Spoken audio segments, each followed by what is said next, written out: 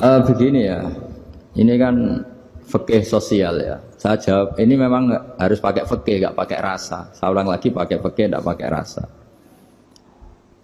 Waktu sholat itu kan banyak ya, di antaranya maghrib dan isya, duhur dan asar, terus subuh sendiri.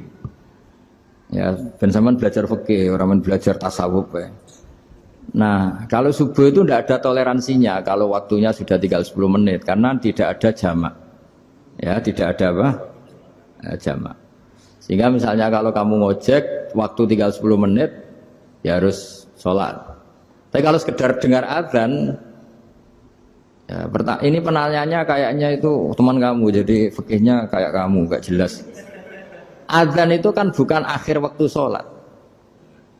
Azan itu bukan akhir waktu sholat, tapi awal sholat. Itu udah harus supir Grab, udah harus supir Gojek. Meskipun kamu makan ada azan ya teruskan saja, kan udah akhir waktu sholat. Anda menerima tamu, gendong anak, atau sedang nyupir, atau sedang bercengkrama sama teman. Kalau ada azan ya nggak apa-apa, misalnya diteruskan. Kan bukan akhir waktu sholat. Yang benar-benar harus ditinggalkan itu kalau waktu sholat misalnya tinggal 7 menit. Atau tinggal 8 menit. Waktu yang mau tidak mau kamu harus tasarrufkan, kamu peruntukkan. Injury time itu sih. Injury time. Nah, gitu aja kok nggak tahu ya. Nah, lalu misalnya, kalau pertanyaan tadi mestinya kelasnya itu kelas afdoliyah. Utamanya gimana? Kalau wajibnya belum ada karena kan waktunya masih panjang. Jadi pertanyaannya bukan wajibnya tapi sebaiknya karena ini semuanya belum mendesak kan? Andai kan kamu teruskan nganter barang kan tidak ada jaminan waktunya habis. Padahal kalau kamu memaksa sholat, mungkin citra kamu sebagai supir Grab tidak baik karena dianggap mengabaikan konsumen. Nah, terus kedua menyangkut jarak. Oke, seperti itu. Nah, sekarang kalau pertanyaannya dibalik, makanya yang dibalik ini agak ribet. Waktu sholat tinggal 8 menit. Ada konsumen yang minta diantarkan saat itu dan acaranya ke mall happy-happy, maka fatwa kita sebagai ahli fikih ya tantang saja, saya mau sholat dulu, kalau nggak sabar ya silakan cari yang lain kalau acaranya ke mall.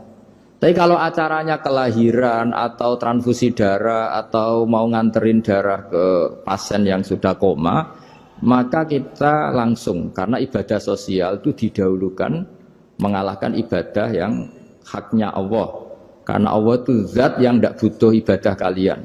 Tapi kalau pasien ini kalau nggak nang kesampaian darahnya mati misalnya, jadi kamane Allah luwih apian lah gitu. Makanya masyhur kalau dalam fikih hak Allah sama hak adami ini dimenangkan hak adami, tapi bukan karena Allah kita kalahkan.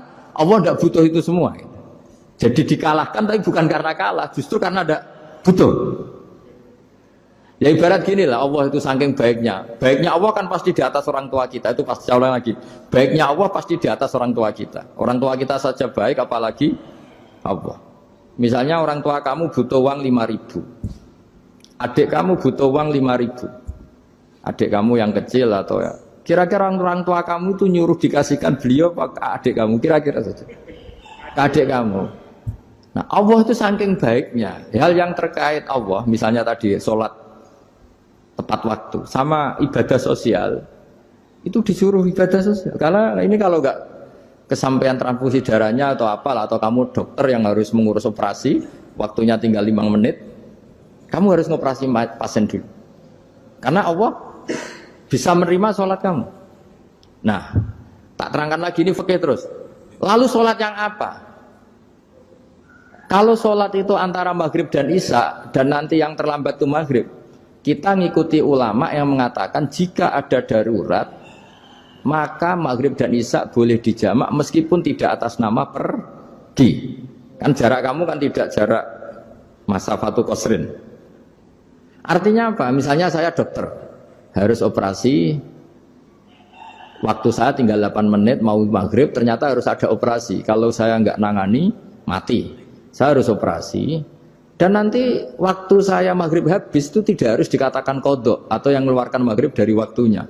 Bisa saja menurut ulama dianggap boleh dijamak takhir dengan isya. Karena kondisinya masih waktu jam'in. Begitu juga zuhur dengan asar. Tapi kalau waktunya itu asar, tinggal 8 menit, kemudian harus ada operasi. Ya kita operasi, waktu asar kita mundur sampai maghrib, namanya kodok yang dimaafkan Allah. Ya namanya tetap kodok, karena asar gak bisa dijamak dengan maghrib.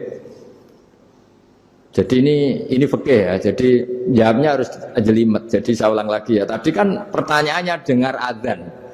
Kalau adzan kan waktunya masih panjang, apalagi misalnya maghrib kan waktunya kan taruh saja ada waktu seperempat jam.